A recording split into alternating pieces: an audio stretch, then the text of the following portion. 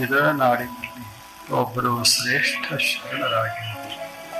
ಅವರ ಹೆಸರು ಹೆಂಡದ ಮಾರಯ್ಯ. ಹೆಂಡವನ್ನು ಮಾರುವವ ಅಲ್ಲ, ಹೆಂಡದ ಮಾರಯ್ಯ.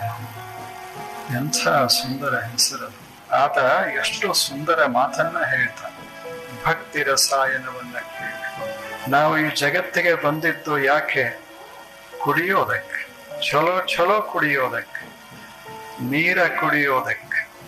ನೀರು ಕುಡಿಯದೆ ಬದುಕಿದವರು ಯಾರದಾರ? ಜೀವನದ ತುಂಬ 100 ವರ್ಷ ನೀರ ಕುಡಿದ್ರು ಸಹಿತ ಮತಿ ಮಂದಾಗೋದಿಲ್ಲ, ಪ್ರಜ್ಞೆ ತಪ್ಪೋದಿಲ್ಲ. ಎಷ್ಟು ಸುಂದರವಾಗಿ 100 ವರ್ಷ ಹಾಲ ಕುಡಿಬೇಕು. ಆಲ್ಕೋಹಾಲ್ ಅಲ್ಲ, ಹಾಲ ಕುಡಿಬೇಕು. ರಸವನ್ನ ಕುಡಿಬೇಕು, ಕಬ್ಬಿನ ರಸವನ್ನ ಕುಡಿಬೇಕು. ಆ ಬಳಿಕ ನಾರಿಕೇಳದ ನೀರನ್ನ